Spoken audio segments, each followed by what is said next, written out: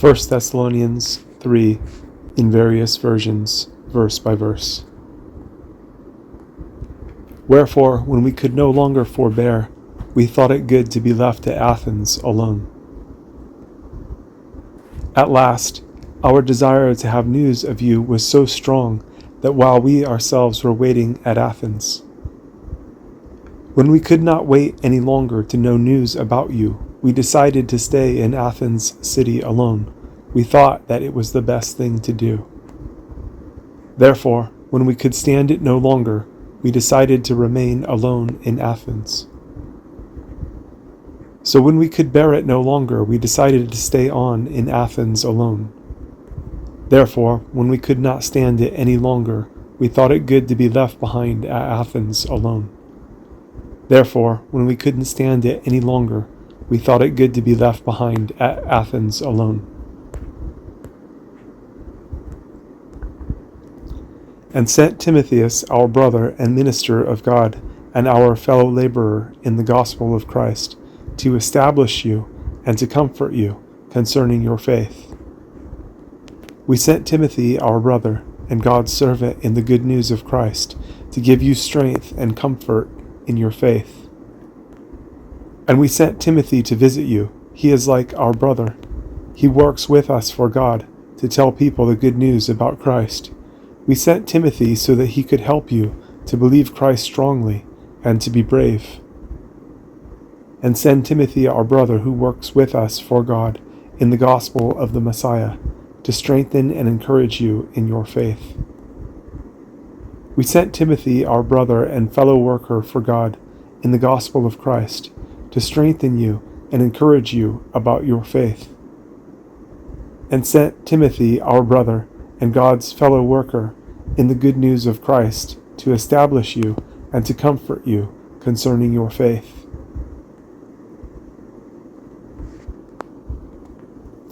And sent Timothy, our brother and God's servant in the good news of Christ, to establish you and to comfort you concerning your faith.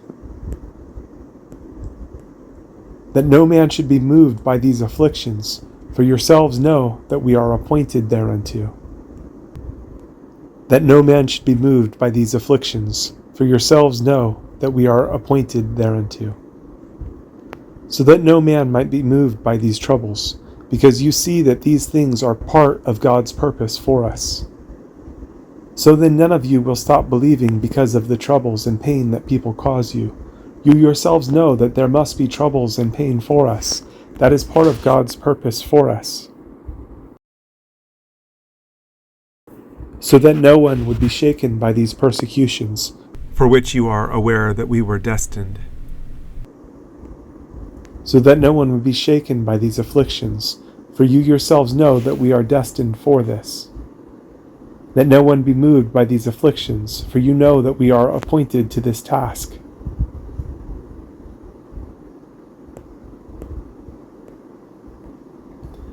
For verily, when we were with you, we told you before that we should suffer tribulation, even as it came to pass, and you know.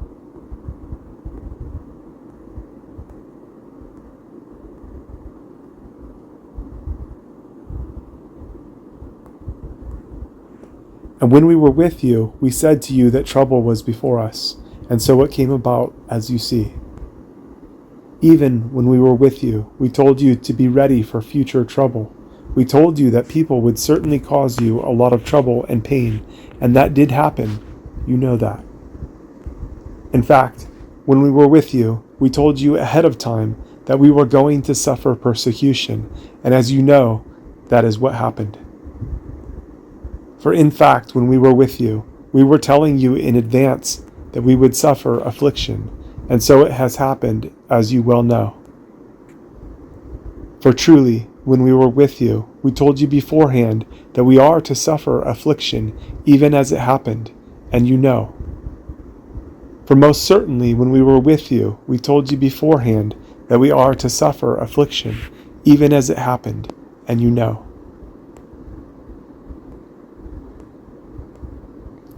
For this cause, when I could no longer forbear, I sent to know your faith, lest by some means the tempter have tempted you, and our labor be in vain.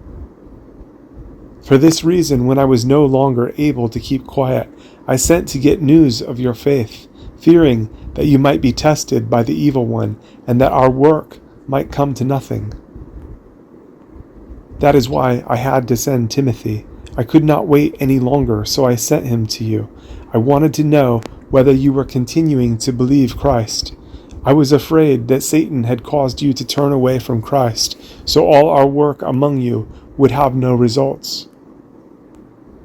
But when I could stand it no longer, I sent Timothy to find out about your faith. I was afraid that the tempter had tempted you in some way, and that our work had been a waste of time. So when I could bear it no longer, I sent to find out about your faith, for fear that the tempter somehow tempted you, and our toil had proven useless.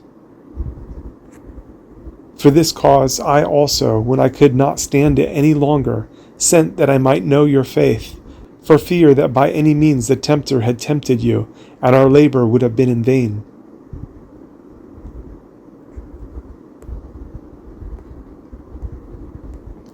But now, when Timothy came from you unto us, and brought us good tidings of your faith and charity,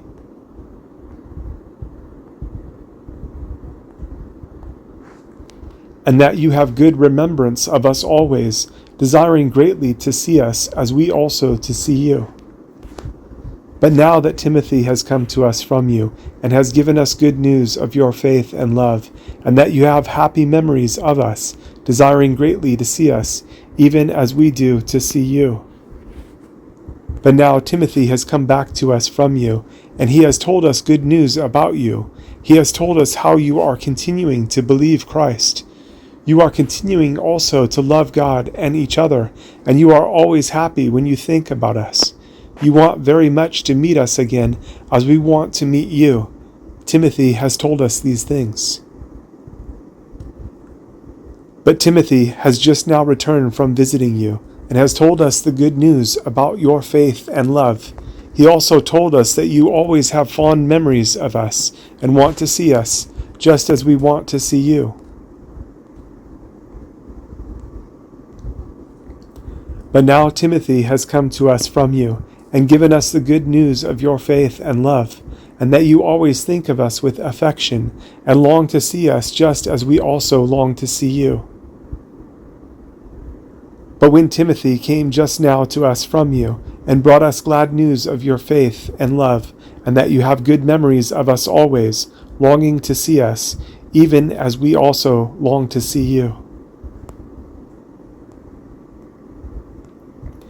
Therefore, brethren, we were comforted over you in all our affliction and distress by your faith. For this cause, brothers, in all our trouble and grief, we were comforted about you because of your faith. So we have become stronger and braver because of you, who are like brothers and sisters to us. People have caused us very much trouble and pain, but we were very happy to know that you were continuing to believe Christ. That's why, brothers, in all our distress and persecution, we have been encouraged about you by your faith. So in all our distress and affliction, we were reassured about you, brothers and sisters, through your faith. For this cause, brothers, we were comforted over you in all our distress and affliction through your faith. For now we live if you stand fast in the Lord. For it is life to us if you keep your faith in the Lord unchanged. Now, because of you, we are like people who have become alive again. You are united to the Lord, and if you continue to believe him strongly, that makes us very happy. For now, we can go on living as long as you continue to stand firm in the Lord. For now we live if you stand fast in the Lord. For now we are alive again if you stand firm in the Lord. For now we live since you stand firm in the Lord.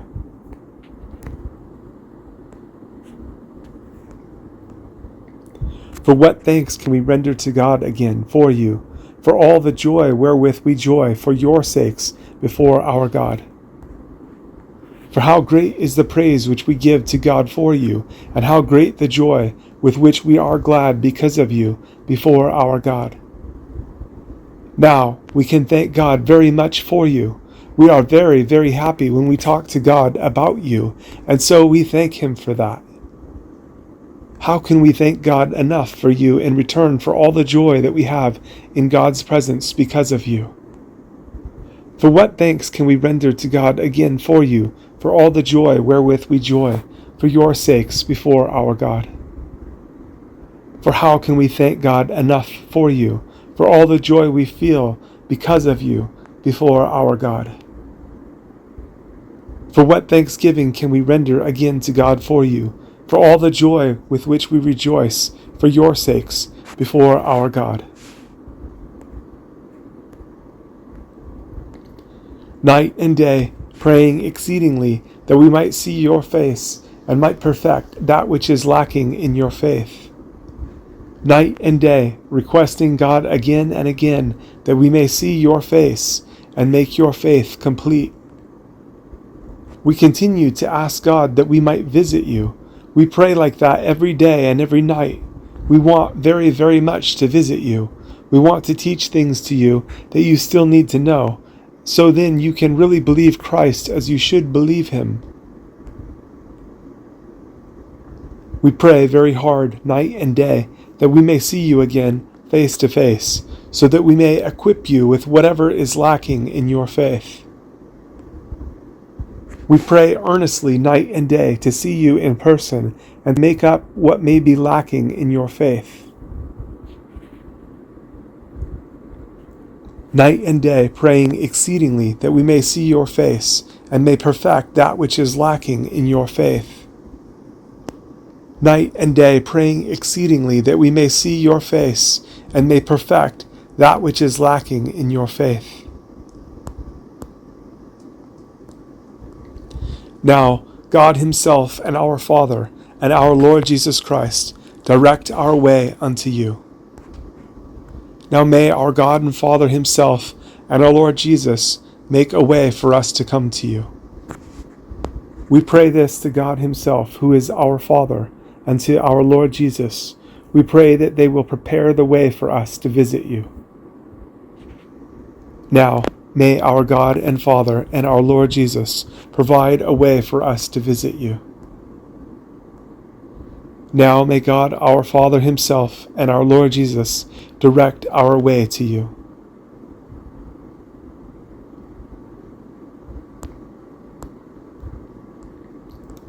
And the Lord make you to increase and abound in love one toward another and toward all men, even as we do toward you.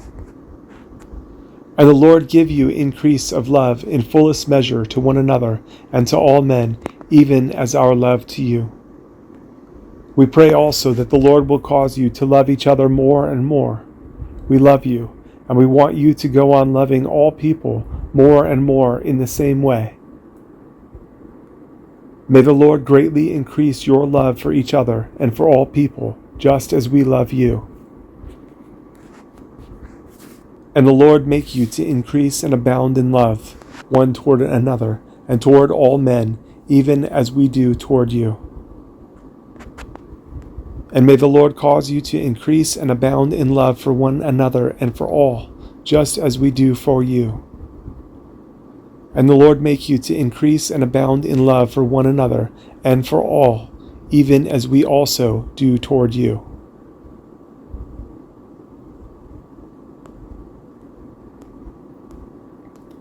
To the end He may establish your hearts unblameable in holiness before God, even our Father, at the coming of our Lord Jesus Christ with all His saints.